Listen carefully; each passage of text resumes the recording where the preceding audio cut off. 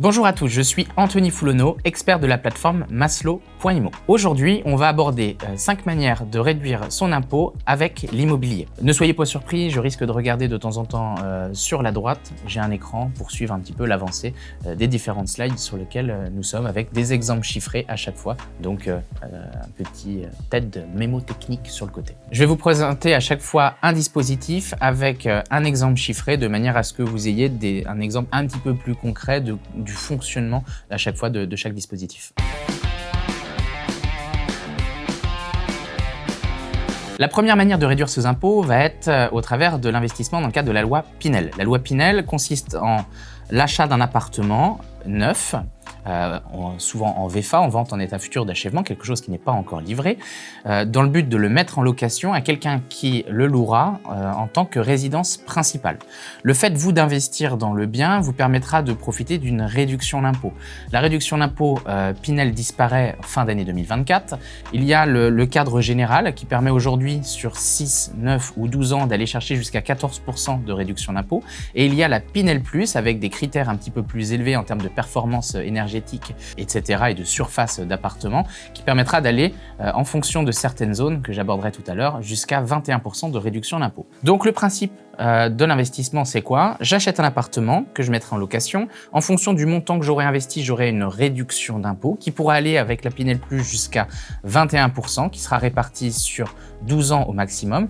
Au moment de la livraison, on choisira entre 6 ans ou 9 ans et on pourra à chaque fois proroger de 3 ans ou proroger une seule fois si l'engagement initial a été choisi pour 9 ans.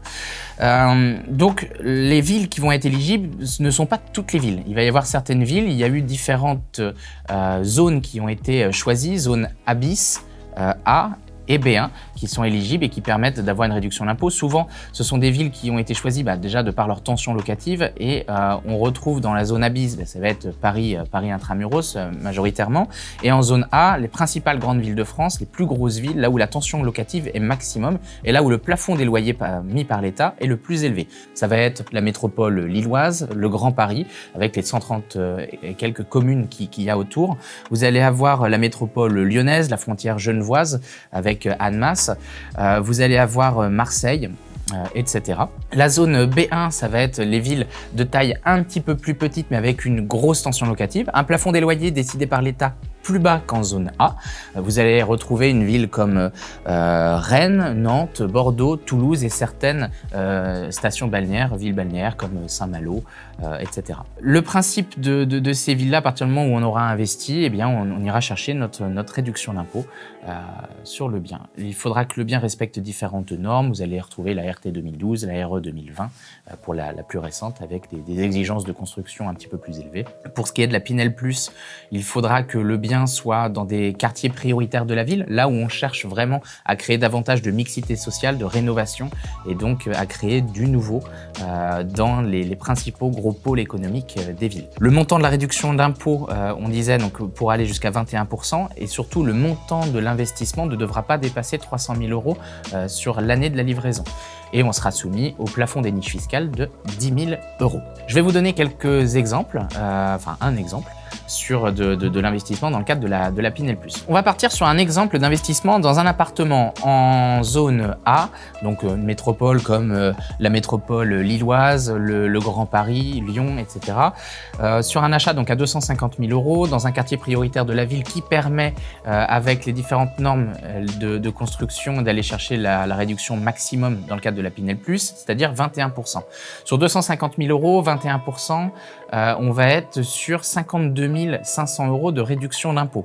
Le bien d'un côté permet de générer 12 000 € de revenus par an et la réduction d'impôt maximum sur les 12 ans sera de 52 500 €. Si on divise ça par 12 ans, ça fait une réduction d'impôt moyenne chaque année de 4 375 €. Si on est sur un foyer fiscal avec une personne seule qui dispose de 90 000 € de revenus dans l'année et avec un niveau d'imposition de l'ordre de 21 850 € pour une personne seule avec ce niveau de revenus, l'impôt dû après réduction sera de 17 400 €. Si on veut être précis, passer un certain nombre d'années en fonction des charges à déduire sur l'opération, il pourra y avoir un petit peu de fiscalité liée aux revenus locatifs que l'on perçoit. Mais de manière globale, on sera sur un peu plus de 4 000 € de réduction d'impôt par an et donc un impact important sur une opération qui sera en partie financée par le locataire et une autre partie financée par la réduction d'impôt. Donc c'est une vraie manière aujourd'hui de se constituer du capital de manière durable sur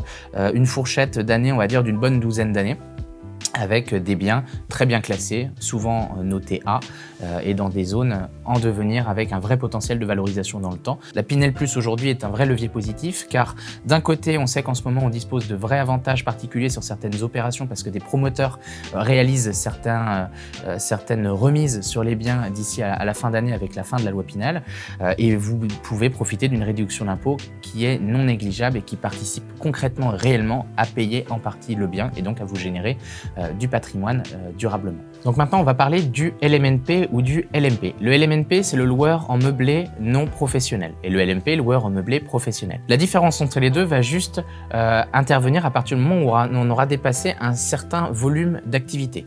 Pour rester en LMNP, il faut ne pas cumuler deux choses. Il ne faut pas avoir plus de 23 000 € de revenus annuels et que ça ne représente pas plus de 50% des revenus du foyer. Si vous cumulez ces deux conditions, dans ce cas-là, vous passez en LMP et donc en professionnel. De la location meublée, c'est simplement un bien que vous achetez dans lequel vous avez du mobilier et que vous mettez en location avec un bail commercial.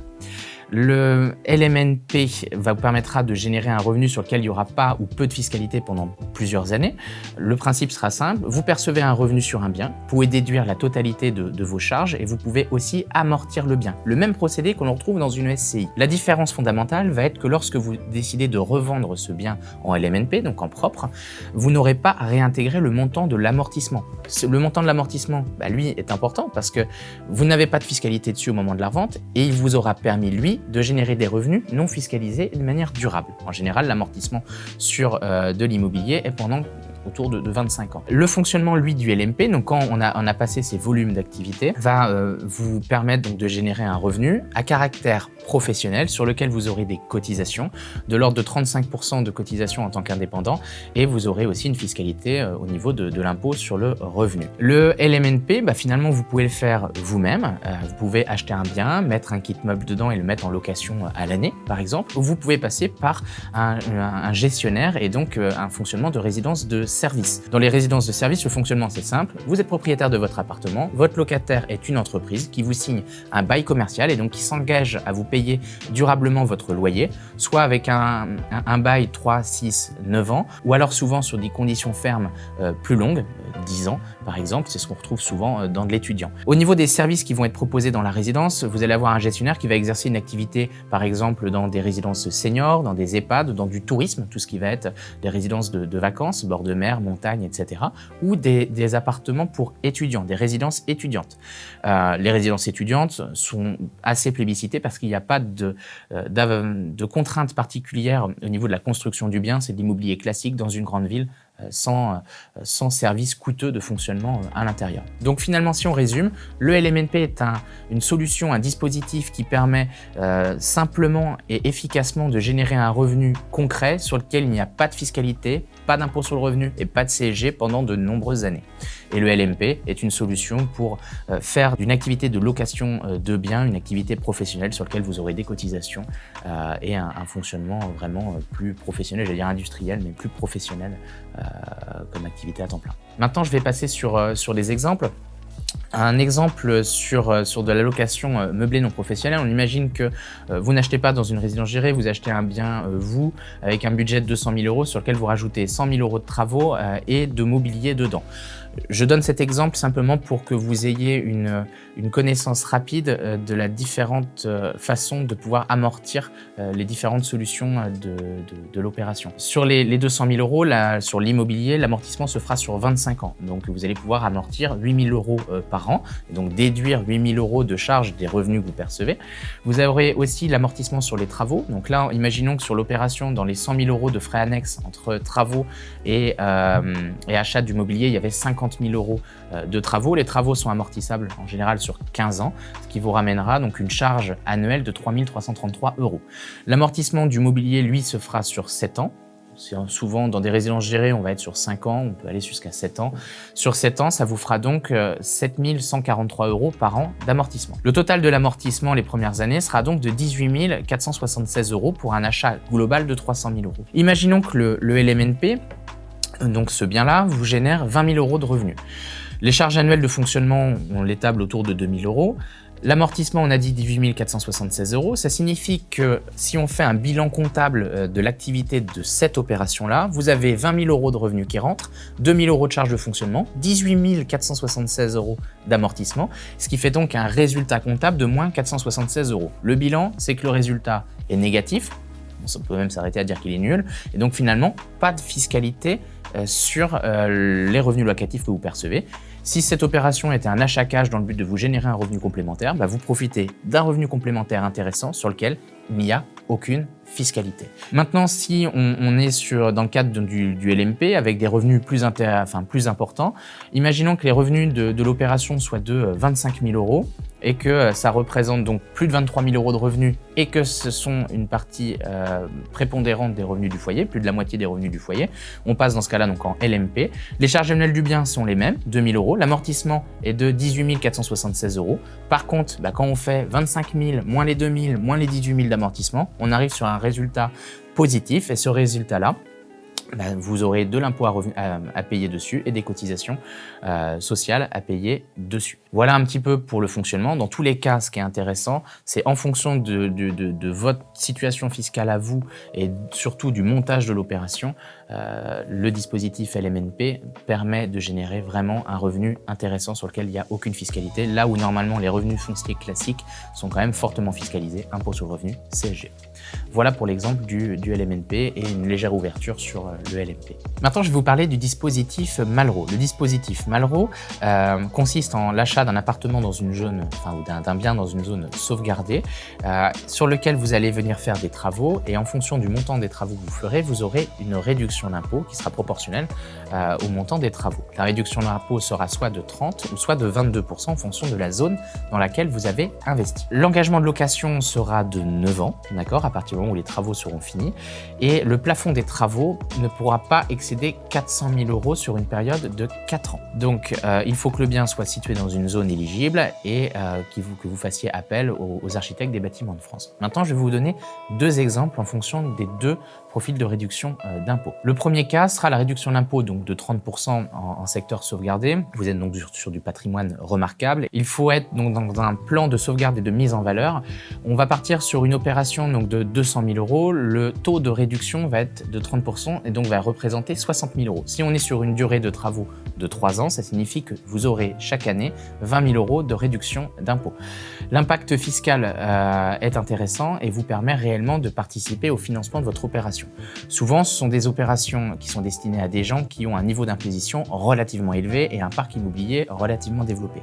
C'est pas spécialement une opération sur laquelle vous allez venir vous enrichir, mais vous allez mettre à contribution votre impôt, à mes yeux, pour vous continuer à développer votre patrimoine sur des biens relativement exclusifs. Vous savez très bien que quand on est sur des biens relativement exclusifs, qu'on fait appel aux architectes des bâtiments de France, on est souvent sur des coûts de travaux un petit peu plus élevés, avec des exigences plus développées. Et pour le coup, le fait d'avoir une réduction d'impôt vous permet réellement d'avoir un coup de pouce et de participer à votre échelle à la rénovation du patrimoine de France. Maintenant, si on part sur l'exemple à 22%, c'est des zones qui sont un petit peu moins protégées. On va être sur du plan de valorisation de l'architecture et du patrimoine. La réduction d'impôt sur une opération à 200 000 € de travaux, on sera sur 44 000 € de réduction d'impôt. Si ces travaux sont sur une durée plus courte, imaginons 2 ans, on sera ici sur 22 000 € de réduction d'impôt par an. En tout cas, ce qui est intéressant, c'est qu'on est sur une opération très ponctuelle sur lequel il y a un niveau de réduction d'impôt important par rapport au montant de l'investissement. Et après, par contre, il faudra simplement s'engager à conserver le bien au moins 9 ans à partir du moment où les travaux ont été finis. Maintenant, je vais vous parler du dispositif de Normandie, qui est une alternative à mes yeux au dispositif d'investissement dans le cadre de la loi Pinel. Le principe de la zone de Normandie va permettre de venir acquérir un appartement déjà existants sur lesquels on va venir ajouter des travaux. Et le montant global de l'opération travaux plus investissement vous permettra de disposer d'une réduction d'impôt équivalente à ce qu'il y a sur la Pinel Plus, avec une réduction d'impôt qui ira jusqu'à 9 ans et qui pourra vous permettre d'avoir jusqu'à 21% de réduction d'impôt. La même chose qu'en loi Pinel, 2% par an entre 0 et 9 ans et 1% sur les 3 dernières années. L'exigence va être différente. Pour le coup, il faudra que les travaux représentent au moins 25% du montant global de l'opération et que l'opération, une fois travaux réalisés, ait permis au bien d'évoluer sa note de performance énergétique ou de le rendre décent, de passer d'une passoire énergétique à un bien louable dans le cadre de ce que vous permet l'État. La typologie des travaux, donc comme on le disait tout à l'heure, donc performance énergétique, location jusqu'à 12 ans, réduction d'impôt jusqu'à 21%, 2% si on s'engage sur 6 ans, ça vous fera 12, si on va jusqu'à 9, ça vous fera 18, et si on va jusqu'à 12 ans, ça vous fera 21%.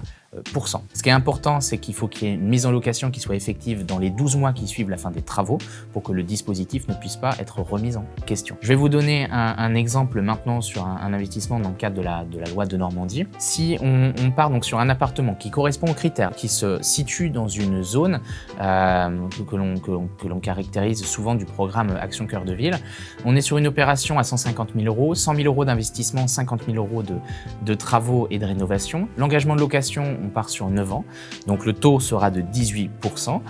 Le revenu imposable de l'investisseur, si il était de 80 000 euros pour une personne seule, soit 17 700 euros d'impôt au barème progressif, l'opération lui permettra d'aller chercher 27 000 euros de réduction d'impôt sur 9 ans, soit 3 000 euros par an. Si cette personne avait donc 17 000 euros d'impôt, vous enlevez 3 000 euros, on se retrouve sur 14 000 euros d'imposition. Ce qui est intéressant, c'est que là, ça vous permet d'avoir une réduction d'impôt lissée dans le temps sur une durée moyen terme. Ça vous permet donc de rénover des bourgs et des centres-villes de villes de taille intermédiaire qui ne sont pas éligibles dans le cadre de la loi Pinel, mais qui nécessitent quand même un coup de pouce de l'État pour permettre aux gens d'investir souvent localement et de continuer à dynamiser et rénover des centres-villes de villes intermédiaires, mais sur lesquels, oui, il n'y a pas la tension locative la plus importante, le ratio des prix d'immobilier souvent moins chers, mais sur lequel, quand on vient rajouter un niveau de travaux suffisant, on profite d'une réduction d'impôt qui permet de continuer à se constituer du capital de manière durable. Maintenant, on va passer sur un autre exemple avec le déficit foncier. Le principe va être simple, j'achète un bien, je vais venir faire des travaux dans ce bien.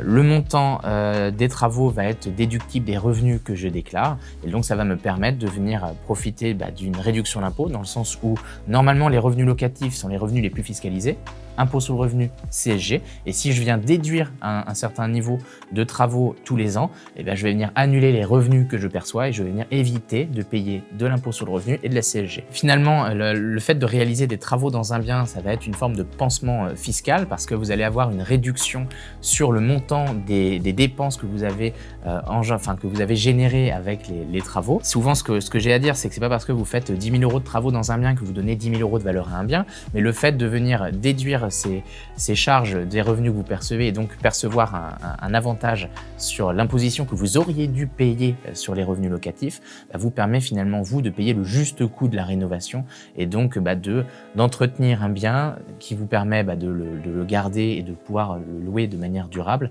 tout en limitant la fiscalité que vous avez au quotidien. Pansement fiscal dans le sens où vous n'avez pas généré de vraies valeurs supplémentaires, mais vous rénovez un bien sans pour autant avoir la pleine charge des travaux que vous avez au quotidien. Je vais vous donner donc un exemple sur le fonctionnement du déficit foncier. En imaginant que vous n'aviez pas déjà l'opération, donc vous réalisez une nouvelle acquisition pour un montant de 150 000 euros sur lequel vous allez faire 50 000 euros de travaux. Les travaux vont être faits sur une seule année, donc ils vont être impactés uniquement la première année. Le revenu locatif du bien est de 10 000 euros. La charge annuelle de fonctionnement en dehors des travaux va être de 2 000 euros. Donc normalement, vous auriez dû avoir 10 000 de revenus locatifs moins 2 000 euros, c'est-à-dire 8 000 euros de bénéfices fonciers, sur lequel vous auriez dû payer impôt sur le revenu et CSG. Vous avez réalisé 50 000 euros de travaux. Donc au début, vous allez venir utiliser dans les 50 000 euros, 8 000 euros qui vont gommer le bénéfice foncier. Ensuite, vous allez pouvoir impacter votre revenu global de 10 700 euros. Donc pour le coup, ça va venir gommer payer une partie de la tranche maximum sur laquelle vous étiez au niveau de votre impôt sur le revenu.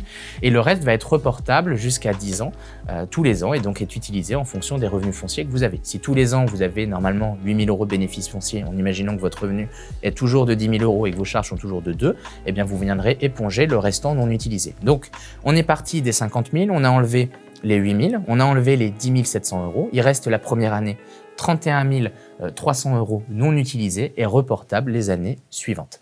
Donc l'avantage, c'est que l'investisseur, lui, n'aura pas de revenus supplémentaires à rajouter à son foyer sur lequel il aurait dû payer et impôt sur le revenu et CSG. Et il aura même en parallèle de ça un avantage parce qu'il aura pu déduire jusqu'à 10 700 € de son revenu global. Et donc, s'il a une tranche d'impôt à 30% sur ces 10 700 €, économiser 30% des 10 700.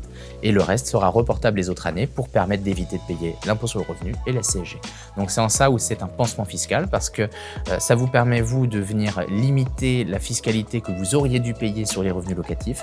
Si les travaux sont importants, ils sont reportables dans le temps sur la partie qui n'a pas été utilisée. Et si vous réalisez certains travaux de réhabilitation qui permettent d'avoir des avantages en termes de diagnostic de performance, etc., vous pouvez même doubler ce montant de 10 700 €. Ce qui est aussi à prendre en compte, c'est que souvent, il y a beaucoup de personnes qui nous contactent pour nous dire qu'ils veulent mettre en place une solution dans l'ancien, dans laquelle ils vont faire du déficit foncier. Le déficit foncier est une opération qui est intéressante pour des gens qui ont déjà pas mal de patrimoine immobilier et une tranche d'impôt relativement importante. C'est pas spécialement la première solution à laquelle on pense quand on veut réaliser son premier investissement. Il y a d'autres dispositifs à mettre en place avant. En tout cas, merci de nous avoir suivis. On a essayé d'aborder les 5 principaux points de réduction d'impôt dans le cadre de l'immobilier. Si vous avez des questions particulières, n'hésitez pas à vous connecter sur notre site maslow.imo, à nous solliciter. On sera là derrière l'écran pour répondre à chacune de vos questions. N'hésitez pas à nous soumettre aussi en commentaire des idées pour de nouvelles vidéos. On a essayé d'expliquer les différents cadres de manière relativement simple, sans rentrer vraiment dans le détail du fonctionnement. Mais si vous avez vraiment envie de creuser, n'hésitez pas, on sera là pour vous répondre. Merci beaucoup en tout cas et à très bientôt.